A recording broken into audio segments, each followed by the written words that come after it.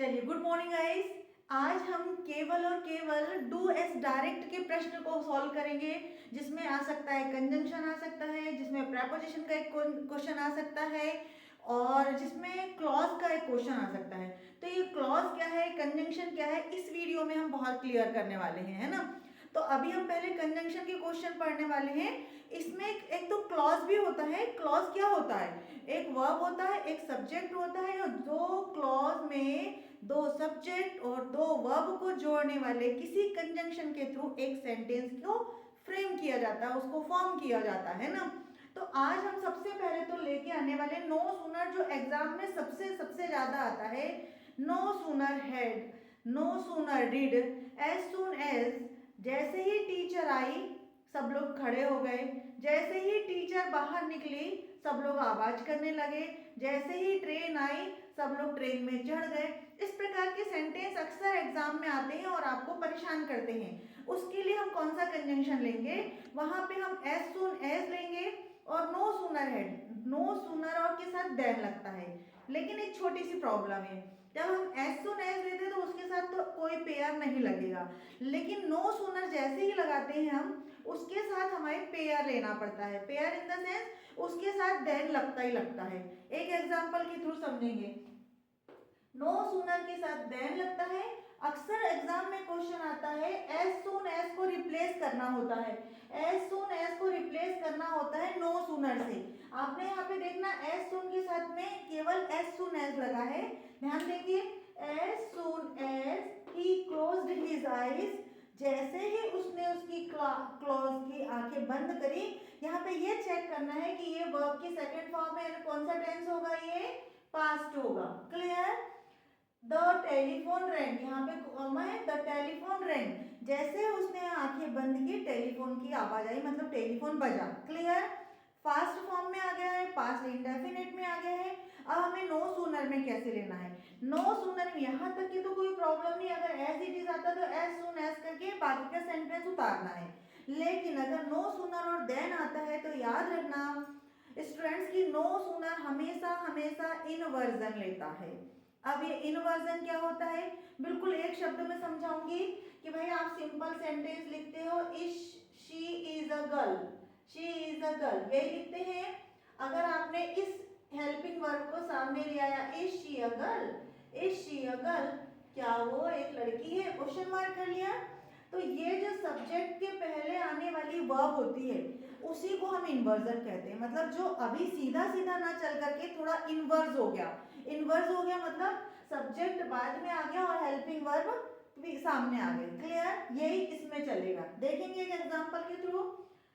No sooner, अब पहले तो इसे पहचानो कि वर्ब की सेकंड फॉर्म है, वर्ब की सेकंड फॉर्म है मतलब पास्ट में चला गया है, तो हमें यहाँ भी लेना पड़ेगा। देखो no sooner did, no sooner के साथ में अब चूंकि पास्ट की हेल्पिंग वर्ब को यहाँ पे वर्ब की फर्स्ट फॉर्म करना है, तो ये आपकी डिड हो गई, जो पास्ट की हेल्पिंग वर्ब हो गई। तो ये हमने पहले लाया, यहाँ पे देखो कुछ भी नहीं था, यहाँ पे कुछ भी नहीं था, ही क्लोज्ड हिज आई। अगर आप यहाँ पे ऐसा करते हो तो ये बिल्कुल गलत हो जाएगा। नो सूनर, अगर ये नहीं लिखते no sooner he close his eye, ये बिल्कुल गलत हो जाएगा। No sooner did he close his eyes, जैसे ही उसने उसकी आंखें बंद की, then the teacher the telephone rang, telephone क्या हुआ, बज गया। क्लियर? तो ये डिड को लगाना जरूरी है क्योंकि पास्ट में, ऐसा नहीं है कि केवल एक पास्ट का सेंटेंस होगा तभी ये लगाना है, परफेक्ट का भी हो सकता है, प्रेजेंट का भी हो सकता है। एक और एग्जांपल के थ्रू देखेंगे। As soon as the teacher entered the classroom, the student stood up, जैसे ही क्लास में टीचर एंटर हुई, देखो ये भी वर्ब की सेकंड फॉर्म हुई, वर्ब की सेकंड फॉर्म हुई यानी कहानी पास्ट में चल रही है। The classroom, the student stood up, खड़े हो गए। क्लियर? अब यहाँ पे देखेंगे, यहाँ पे भी चूंकि वर्ब की सेकंड फॉर्म है तो कौन से टेंस में आ गया, पास्ट में आ गया। हम नो सूनर के साथ कैसे बनाएंगे, डिड के साथ बनाएंगे क्योंकि पास्ट इंडेफिनिट का है। नो सूनर डिड, देखो no sooner did the teacher enter the classroom, जैसे ही टीचर ने क्लासरूम में एंट्री ली या उन्होंने एंट्री की, the student stood up, students क्या हो गए, खड़े हो गए। एक एग्जांपल लेंगे, ये तो आपके पास्ट टेंस का हो गया। प्रेजेंट का देखेंगे, ही गेट्स हिज सैलरी। जरूरी नहीं है कि एज सुन एज हर बार लग कर ही आए, जरूरी नहीं है। दो नॉर्मल सेंटेंस को भी हम कंबाइन कर सकते हैं। यहाँ पे एज सुन को रिप्लेस किया है, यहाँ हमें रिप्लेस नहीं करना है, यहाँ दो सेंटेंस को जोड़ना है, तो कॉम्प्लेक्स सेंटेंस बनाना है। ही गेट्स हिज सैलरी, उसे सैलरी मिलती है। ही स्टार्ट्स स्पेंडिंग इट, वो इसे खर्च करना शुरू कर देता है, वो खर्च करना शुरू कर देता है। ठीक है, अब लेकिन जैसे ही, इसका मीनिंग क्या है, जैसे ही उसे सैलरी मिलती है वो स्टार्ट करना शुरू कर देता है, वो स्पेंड करना शुरू कर देता है। क्लियर, खर्च करना शुरू कर देता है। तो जैसे ही का तो सेंस आया ना, तो अब हमें यहाँ एज सुन एज दिलाना, क्योंकि यहाँ पे हमें नो सूनर से हमको जोड़ना है। तो हम क्या करेंगे, नो सूनर। अब पहले देखो, ये देखो एस लगा है, एस लगा है मतलब वर्ब की फिफ्थ फॉर्म है, सिंगुलर फॉर्म है। तो सिंगुलर फॉर्म के लिए हमें क्या लगना पड़ेगा, डज लगाना पड़ेगा। हेल्पिंग वर्ब सिंगुलर की क्या है, डू और डज। तो लेकिन यहाँ पे ही है, अकेला लड़का है, तो सिंगुलर है, तो उसको डज लगाना पड़ेगा। No sooner does he get salary, जैसे ही उसे सैलरी मिलती है, देन, देखो ये देन लगाया था, यहाँ पे भी देन लगाया था, और यहाँ पे भी देन लगाया था। देखो then he starts spending, then no sooner के साथ देन लगेगा, पहली शर्त। दूसरी शर्त की, जो जिस भी टेंस में आपका सेंटेंस चल रहा है उसकी वर्ब की हेल्पिंग वर्ब सामने लगेगी, सब्जेक्ट के सामने। ये देखो, ये सब्जेक्ट था, ये इसकी वर्ब हो गई, ये सब्जेक्ट था, ये इसकी वर्ब हो गई, ये सब्जेक्ट था, ये इसकी वर्ब हो गई। Clear, no sooner does he get salary. अब यहाँ पे एस नहीं लगाना है, क्योंकि आप ऑलरेडी डज लगा चुके हो। देन ही स्टार्ट्स स्पेंडिंग, यहाँ तो कुछ चेंज करना ही नहीं है, देन के लगा करके उसको आगे का सेंटेंस लिख देना है। अब एक एग्जांपल मैं आपके लिए दे रही हूँ। As soon as the train arrived, जैसे ही ट्रेन आई स्टेशन पे, at the station people boarded it. People क्या हो गए, चढ़ गए। ट्रेन पे चढ़ना मतलब बोर्ड कर लिया उन्होंने, वो चढ़ गए। ठीक है ना, तो इसको आपको कैसे बनाना है, मैं एक हिंट दे देती हूँ। नो सूनर लगाना है, लेकिन चूंकि ये भी काय में है, पास्ट में है, तो आपको हेल्पिंग वर्ब क्या हो जाएगी, डिड हो जाएगी। क्लियर, डिड से होना है। तो नो सूनर के साथ हमें इस प्रकार से काम करना है। अब हम एक एग्जांपल और ले लेते हैं, सो दैट और सो दैट दोनों। एक सो के साथ में थोड़ा सा गैप आएगा, तो दैट आएगा, और नॉर्मल सो दैट आएगा, जिसका मीनिंग होता है ताकि। क्लियर, तो इसको देखेंगे, इसको उतारे जब तक मैं देख। अब क्या हो गया, अपन सो दैट के साथ करेंगे। सो मतलब बहुत, और दैट की, ये दोनों भी, ये भी कंजंक्शन ही है ना, ये की और ये बहुत। अब देखिए, क्वेश्चन एक जैसा कभी नहीं आएगा। टू भी आ जाएगा, he is too poor to buy a book, वो इतनी गरीब है कि एक पुस्तक नहीं खरीद सकती, खरीदने में, है ना। He is too weak to walk, ये इतना कमजोर है कि चल नहीं सकता। He is too poor to buy a pen, एक पेन खरीदने में भी वो इतना पुअर है ना। तो इस प्रकार से अलग अलग सेंटेंस आ सकते हैं, ऐसा नहीं है कि एक जैसे सेंटेंस बनते हैं एग्जाम में, है ना। तो यहाँ पे देखेंगे, दो तीन प्रकार के मैंने डाले हुए हैं। ही इज इल, वह बीमार है, उसने बता दिया वह बीमार है। He can't go to office, वह ऑफिस नहीं जा सकता, वह ऑफिस नहीं जाता, मतलब उसने पहले रीजन बता दिया कि वो बीमार है, इसलिए ऑफिस नहीं जा सकता, है ना। तो आपको वो बहुत बीमार है कि वो इतना बीमार है कि ऑफिस नहीं जा सकता, मीनिंग ये निकलेगा सो दैट के साथ में। तो he is so ill, he is so ill that he can't go to office, कि वह ऑफिस नहीं जा सकता, वह बहुत बीमार है कि वह ऑफिस नहीं जा सकता। सो दैट को कुछ भी मतलब रिप्लेस नहीं करना, अपने से पुट अप करना वहां पे। क्लियर, सेकंड देखेंगे, his brother is very studious, मतलब बहुत ज्यादा, मतलब मेहनत करने वाला है, पढ़ने वाला बहुत ज्यादा। यहाँ देखो, ये वेरी दे दिया, मतलब आपको थोड़ा सा हिंट दे दी। He rarely gets time for entertainment, वो शायद ही कभी, रियरली मतलब शायद ही, बिल्कुल शायद ही वो कभी उसे मनोरंजन के लिए टाइम मिलता है। क्लियर, तो हम क्या करेंगे, यहाँ पे वेरी को रिप्लेस करना पड़ेगा, क्योंकि इसका मीनिंग वेरी और सो दोनों एक जैसे होते हैं। वेरी आने में बहुत होता है और सो आने में बहुत ही होता है। His brother is so studious, उसका जो भाई है वो बहुत स्टडियस है, बहुत मेहनती है, बहुत अध्ययन करने वाला है। That he rarely gets time for entertainment, कि उसके पास शायद ही मनोरंजन के लिए कोई टाइम होता है। क्लियर, तो यहाँ पे सो और दैट लगा दिया। नेक्स्ट देखेंगे, यहाँ पे देखेंगे the student is very fast, students बहुत ज़्यादा तेज है, बहुत ही तेज है। He can win the race, देखो यहाँ पॉजिटिव सेंटेंस दे दिया। वैसे अधिकांश तो नेगेटिव सेंटेंस आते हैं एग्जाम में, अगर पॉजिटिव आएगा तो वहाँ पे भी आपको समझना पड़ेगा कि आपको उसको भी फिलअप करते आना चाहिए। The student is very fast, students बहुत तेज है।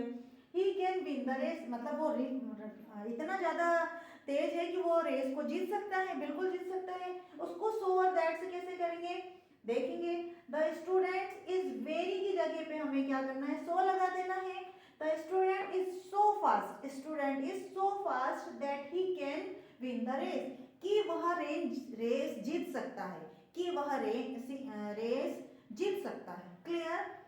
ही इज टू वीक, वो बहुत कमजोर। अब देखो मैंने बताया ना कि वेरी को भी रिप्लेस कर दिया, जहां नहीं था उसको भी वैसे एज इट इज लिख दिया, लेकिन ज्यादातर क्वेश्चन ऐसे बनते हैं he is too weak to stand, मतलब वो इतना कमजोर है कि खड़ा भी नहीं हो सकता। मीनिंग यही निकलना, मतलब खड़े होने में भी वो कमजोर है। नेगेटिव आ रहा ना पूरा का पूरा, कि खड़े होने में भी वो कमजोर, इतना कमजोर है कि खड़ा भी नहीं हो सकता, खड़े होने में कमजोर है वो।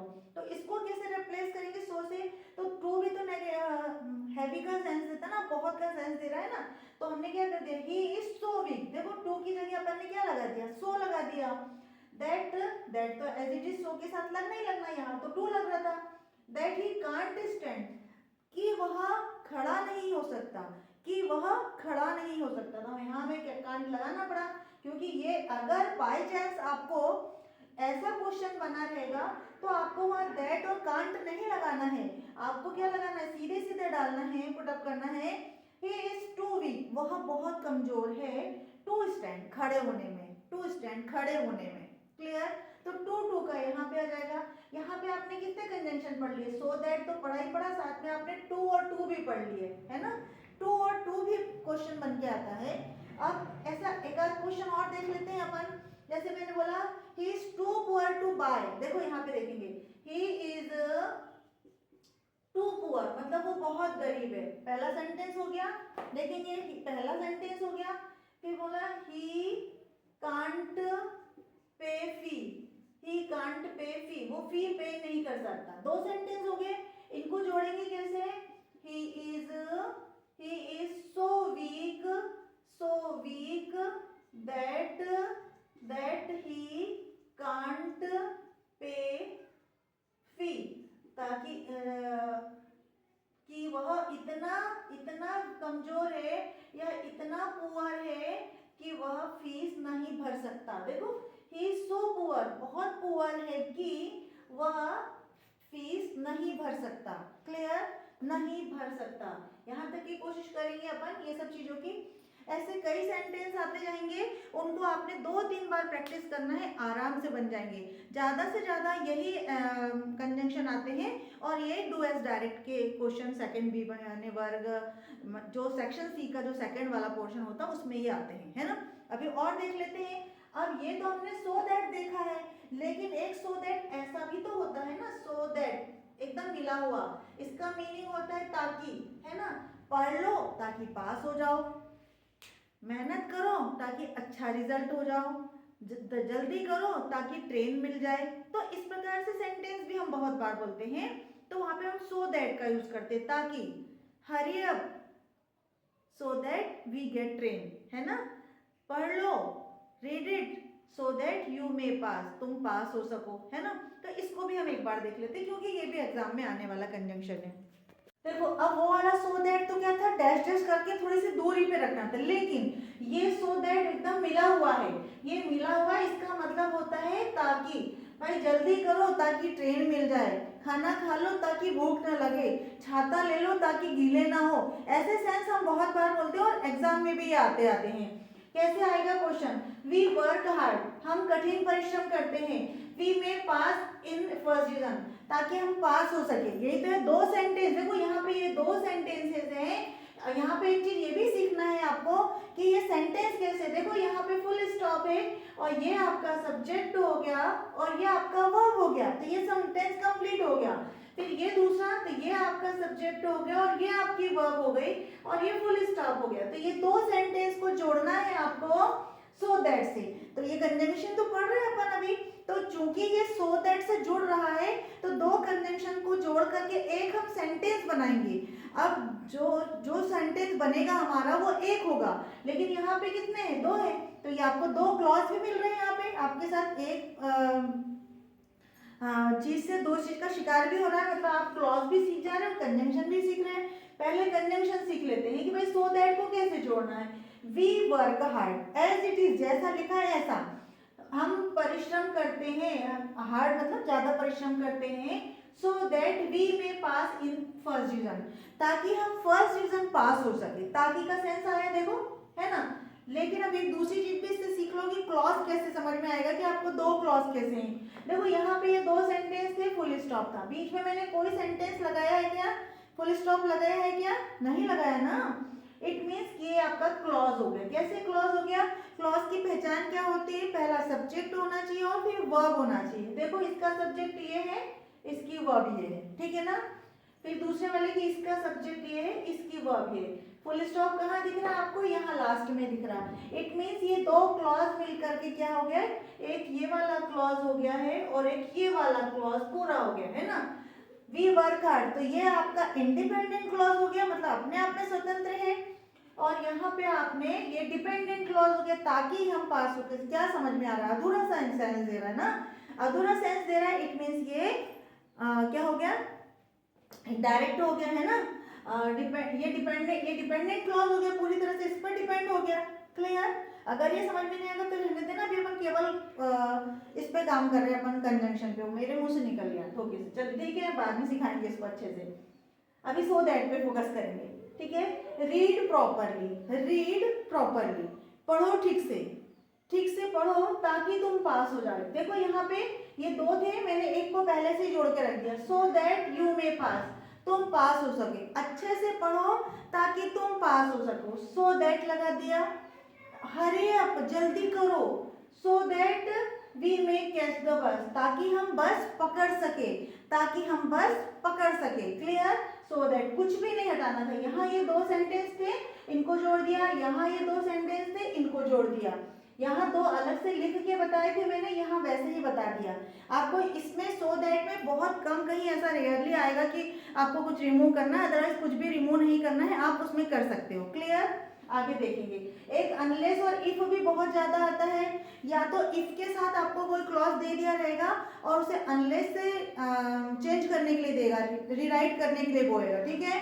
या फिर अनलेस दे दिया रहेगा तो इफ लगाना पड़ेगा। तो एक चीज यहाँ पे ध्यान लेने वाली है कि यदि इफ आता है तब तो आपको कोई प्रॉब्लम नहीं कि अगर आप ऐसा करते तो ऐसा होता, if you come here so I will go there, ऐसे आ जाएगा। लेकिन अनलेस से रिपीट करने के लिए देंगे तो ध्यान से रखना, या उसको रिराइट करने के लिए देंगे तो ध्यान रखना, अनलेस एक नेगेटिव सेंस देता है, जब तक नहीं का सेंस देता है, और इफ यदि का सेंस देता है ना।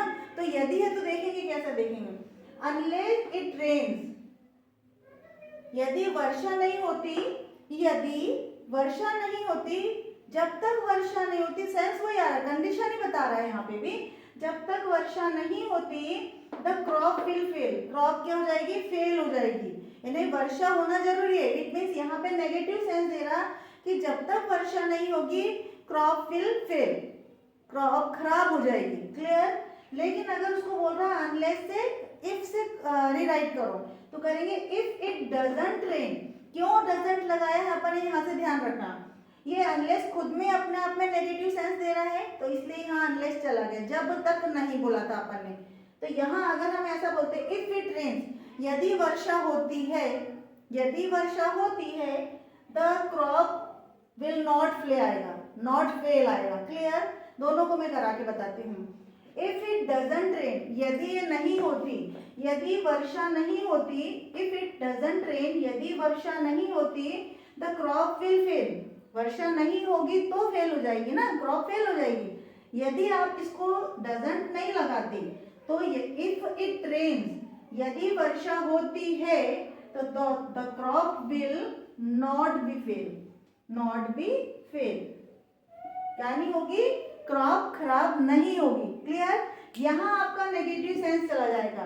तो आपको ये ध्यान रखना है, अगर अनलेस लगा हुआ है तो अपने साथ में नॉट लेके आया है, इफ लगाया है तो उसके साथ हमको नेगेटिव बनाना पड़ेगा। अगर सेंटेंस में है तो, नहीं है तो कोई टेंशन ही नहीं है।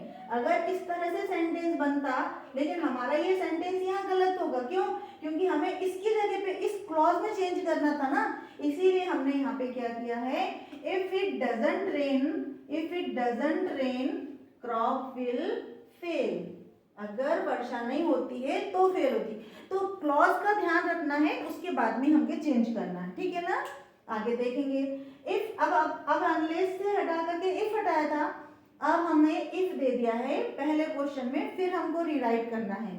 If they do not work properly, यदि वो काम नहीं करते, यदि वे काम अच्छे से नहीं करते, दे विल बी पनिश्ड, उन्हें पनिश्ड किया जाएगा, मतलब उन्हें सजा दी जाएगी। क्लियर, यहाँ देखेंगे इसको इफ से बोल रहा है, अनलेस से कर दो।